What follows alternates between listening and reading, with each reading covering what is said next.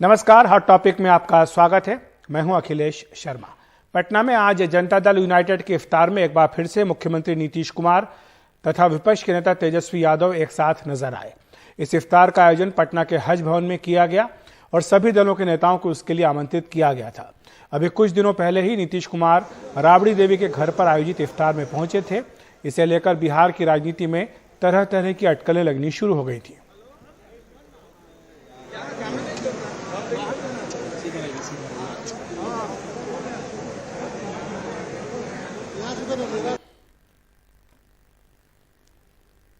तो ये तस्वीरें आप देख रहे हैं जहां पर कि हज हाउस में यह इफ्तार पार्टी हुई है, जहां पर कि मुख्यमंत्री नीतीश कुमार ने एक बार फिर से तेजस्वी यादव के साथ शिरकत की है।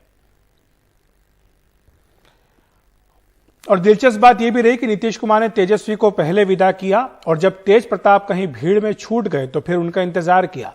अमूमन मुख्यमंत्री इस तरह के कार्यक्रमों में सबसे पहले जाते हैं, ये प्रोटोकॉल है, लेकिन नीतीश कुमार ने इस प्रोटोकॉल का पालन नहीं किया। उन्होंने तेजस्वी को पहले विदा किया।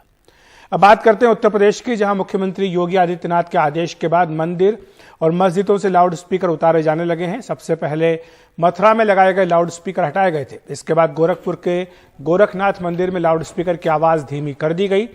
इस अभियान में धर्म स्थलों से 21,000 से ज्यादा अवैध लाउड स्पीकर हटाए जा चुके हैं, जबकि धर्म स्थलों पर लगे 40,000 लाउड स्पीकरों की आवाज तय मानकों के हिसाब से कम कराई गई। पुलिस और प्रशासन के लोग धर्म गुरुओं से बात कर शांतिपूर्ण वातावरण बनाने की कोशिश में हैं।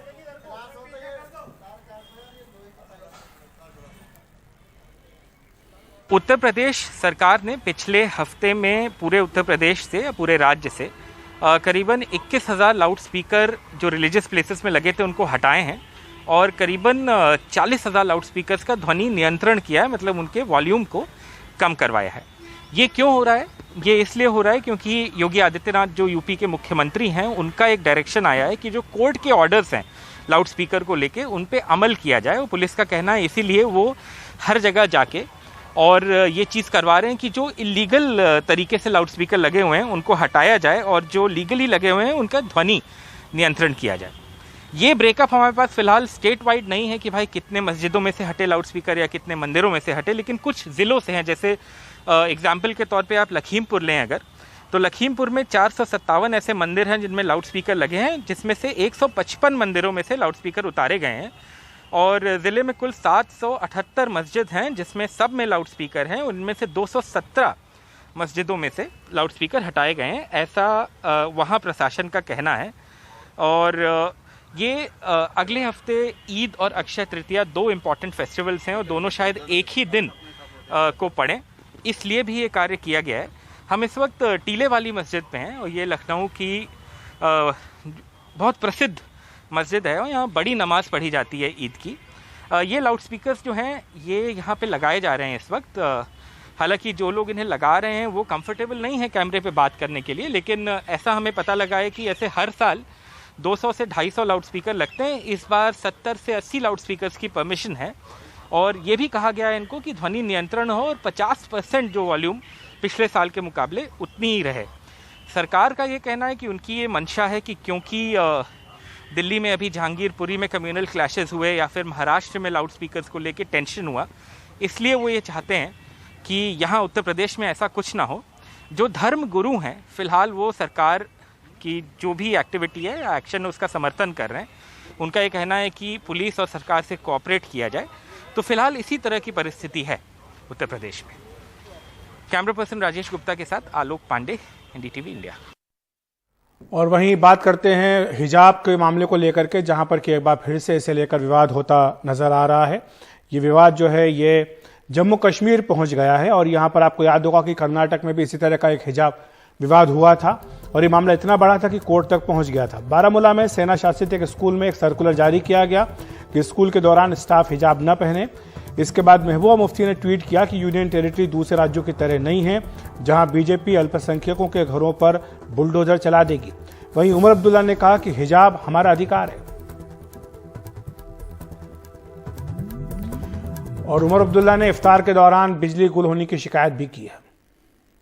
जो भी जिस भी मजहब से ताल्लुक रखे उनको खुली छूट होनी चाहिए, वो किस तरह के कपड़े पहनना चाहें, वो किस तरह अपने अल्लाह को, अपने भगवान को, अपने वाहिगुरु को याद करना चाहे करें, वो किस तरह के मतलब व्रत रखें, रोजे रखें, मस्जिद में जाएं, गुरुद्वारा में जाएं, मंदिर में जाएं, इस चीज की खुली इजाजत होनी चाहिए। सियासत के लिए एक गलत माहौल बनाया जा रहा है, और ये सिर्फ हिजाब की बात नहीं है। हमें कहा जा रहा है कि मस्जिदों में लाउड स्पीकर नहीं इस्तेमाल होने चाहिए। क्यों है? अगर बाकी जगहों पे लाउड स्पीकर होते हैं तो मस्जिदों में क्यों नहीं? दिन में 5 बार जी अजान होती है, इसमें गुनाह क्या है? लगातार लोगों की ये शिकायत कि सहरी और इफ्तियारी के वक्त में कट, इसका कहीं ना कहीं इलाज होना चाहिए। अब कहां से वो और बिजली लाएंगे, किस तरह लाएंगे, वो हमारा काम नहीं है उनको बताना। या तो नाकाबिलियत की वजह से, या तो फिर जानबूझ के, ये दो ही चीजें हो सकती हैं, तीसरा तो कोई वजह हो नहीं सकता। लेकिन कम से कम हमारे जज्बातों का एहसास रखते हुए ये कोशिश की जानी चाहिए, अगर चंद ही घंटों के लिए बिजली उनके पास है तो कम से कम सहरी और इफ्तियारी के वक्त में वो लोगों को बिजली फराहम करें।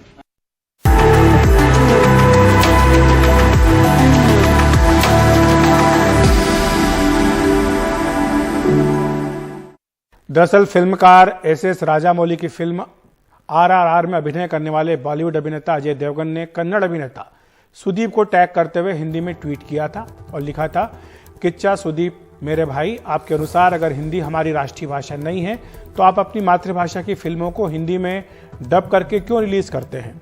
हिंदी हमारी मातृभाषा और राष्ट्रीय भाषा थी, है और हमेशा रहेगी, जनगण मन।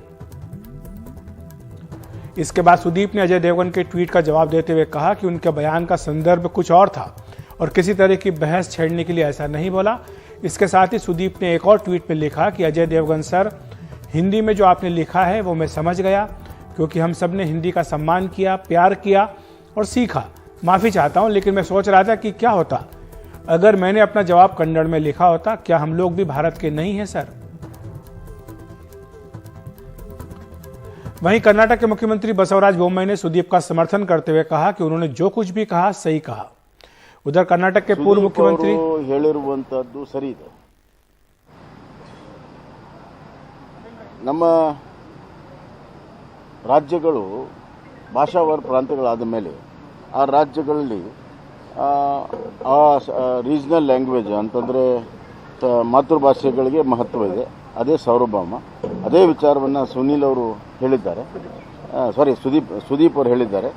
ಸುದೀಪ್ ಅವರು ಹೇಳಿರುವಂಥ ವಿಚಾರ ಸರಿ ಇದೆ, ಇದನ್ನೆಲ್ಲರೂ ಕೂಡ ಮನಗಾಣಬೇಕು ಮತ್ತು ರೆಸ್ಪೆಕ್ಟ್ ಕೊಡಬೇಕು। वहीं कर्नाटक के पूर्व मुख्यमंत्री सिद्धारमैया भी इस विवाद में कूद गए। उन्होंने ट्वीट करके कहा कि हिंदी न कभी राष्ट्रभाषा थी और न होगी। यह हर भारतीय का कर्तव्य है कि वो देश की भाषाई विविधता का सम्मान करे। हर भाषा का अपना समृद्ध इतिहास है जिस पर लोगों को गर्व है। मुझे कन्नडिगा होने पर गर्व है। कर्नाटक के पूर्व मुख्यमंत्री और जेडीएस के नेता HD कुमारस्वामी ने भी ट्वीट करके कहा कि अभिनेता किच्चा सुदीप का यह कहना सही है कि हिंदी राष्ट्रभाषा नहीं है। उनके बयान में कुछ भी गलत नहीं। कन्नड़, तेलुगु, तमिल, मलयालम और मराठी की तरह हिंदी भी एक भाषाओं में से एक है। भारत कई भाषाओं का बगीचा है, विभिन्न संस्कृतियों की धरती है। इसे अस्त व्यस्त करने की कोशिश ना करें। तो हॉट टॉपिक में इतना ही। देखते रहिए NDTV इंडिया।